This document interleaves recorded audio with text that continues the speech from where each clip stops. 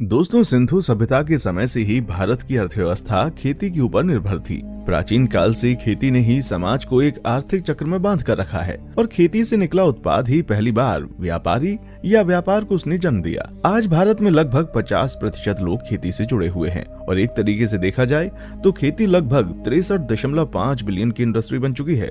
आज भारत चावल, गेहूं और मसाले की खेती में पहले नंबर पर आता है और बागवानी उत्पाद यानी सब्जी और फूल की खेती में दूसरे नंबर पर आता है।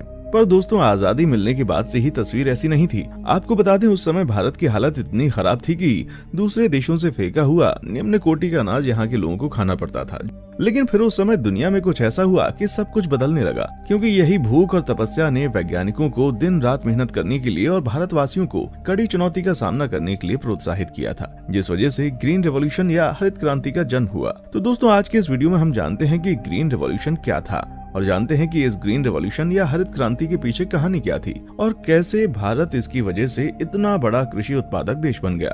दोस्तों, अंग्रेजों के समय से ही हमारे देश के किसान की हालत दिन ब दिन खराब होने लगी थी। यूरोप के मार्केट में क्रैश क्रॉप जैसे कि कपास और इंडिगो या नील की मांग बढ़ने के साथ साथ भारतीयों को जबरदस्ती इनकी खेती करवाई जाने लगी थी और बहुत ही कम दाम के बदले इनको खरीदा जाता था। अंग्रेज जमींदार इनके ऊपर कर भी लगाते थे। मिला जुला कर आखिर में किसान के पास पानी पीने तक का पैसा नहीं बचता था। इसके ऊपर सूखा, बाढ़ और फसलों में महामारी जैसी हालत तो कुछ किसानों को आत्महत्या करने पर भी मजबूर कर देती थी। आपको बता दें, साल 1947 में देश को आजादी मिलने से पहले बंगाल में भीषण अकाल पड़ा था, जिसमें 20 लाख से ज्यादा लोगों की मौत हुई। इसलिए देश के पहले प्रधानमंत्री के तौर पर कार्यभार संभालने के बाद जवाहरलाल नेहरू जी ने कहा था, बाकी सभी चीजों के लिए इंतजार किया जा सकता है, लेकिन कृषि के लिए नहीं। हालांकि तब हमारी आबादी 30 करोड़ से कुछ अधिक यानी कि 125 करोड़ की वर्तमान आबादी का करीब 25% ही थी। आपको बता दें कि 1947 में किसी शादी ब्याह में 30 से ज्यादा लोगों को नहीं खिलाया जा सकता था,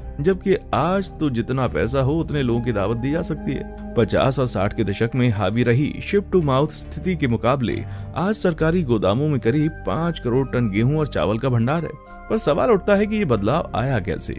दोस्तों, अरस्तू के शब्द थे कि मिट्टी ही पौधे का पेट है। 1947 तक हमारी जमीन भूखी थी और प्यासी भी। उस समय हमारे देश की खेती के 10% क्षेत्र में ही सिंचाई की सुविधा उपलब्ध थी और नाइट्रोजन, फास्फोरस, पोटेशियम जैसी केमिकल खादों का औसत इस्तेमाल 1 किलोग्राम प्रति हेक्टेयर से भी कम था, जिस वजह से गेहूं और धान की औसत पैदावार 80 किलोग्राम प्रति हेक्टेयर के आसपास ही थी। उस समय खनिज खादों का उपयोग ज्यादातर रोपण फसलों में किया जाता था। दूसरी फसलों में किसान जितना भी देसी खाद जुटा पाते थे डाल देते थे। हालांकि सरकार द्वारा बनाई गई पहली 2 पंचवर्षीय योजनाएं 1950 से 1960 में सिंचाई क्षेत्र के विस्तार व खादों के उत्पादन बढ़ाने पर उसमें जोर दिया गया।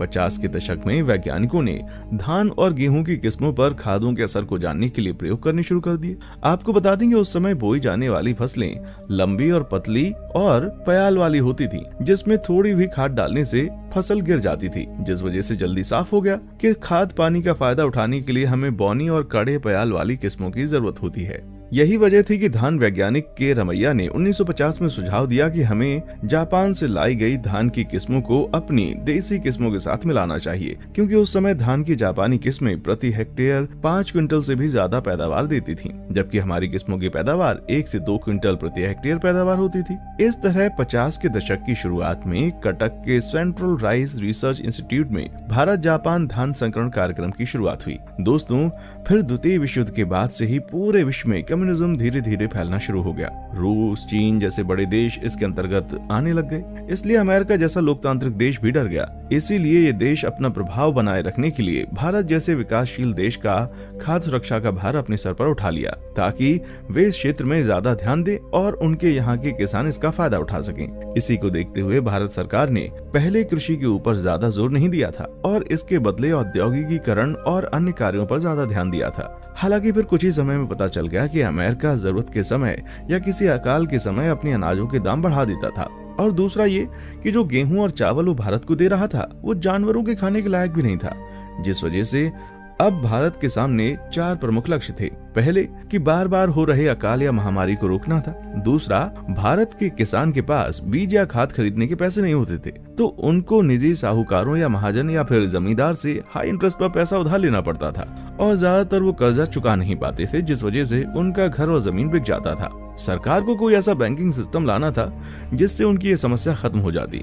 तीसरा, किसान के पास कोई नई तकनीक नहीं थी, जैसे कि उसके पास खेत में पानी देने की कोई मशीन नहीं थी।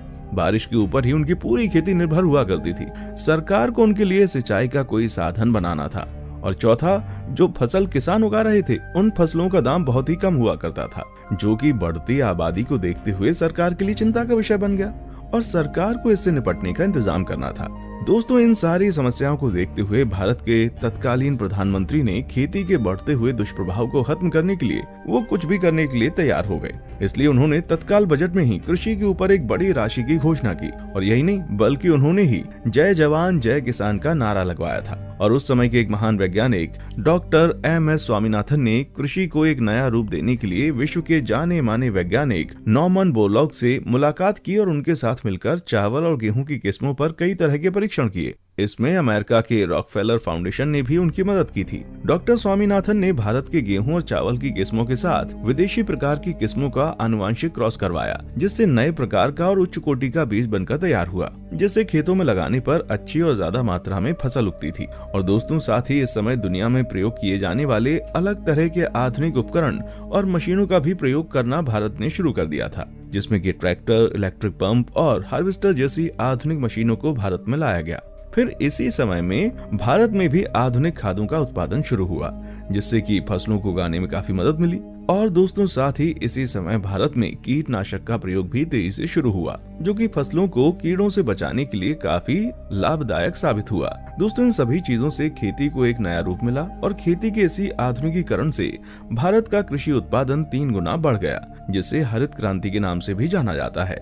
दोस्तों, इन सभी कार्यों के लिए लाल बहादुर शास्त्री जी को बहुत सारी आलोचना झेलनी पड़ी थी। लोग कहने लगे थे कि अगर भारत खेती में आत्मनिर्भर हो रहा है तो अमेरिका की मदद क्यों ले रहा है। पर दोस्तों, भारत में 1965 के बाद से खेती में जो विशाल परिवर्तन आया उसने खुद ब खुद सबका मुंह बंद कर दिया, क्योंकि पहली बार हरित क्रांति का असर दिख रहा था। जहां 1962 में गेहूं का उत्पादन 11.2 मिलियन टन था, वहीं 1980 के आखिर तक ये बढ़कर 38.5 मिलियन टन हो गया।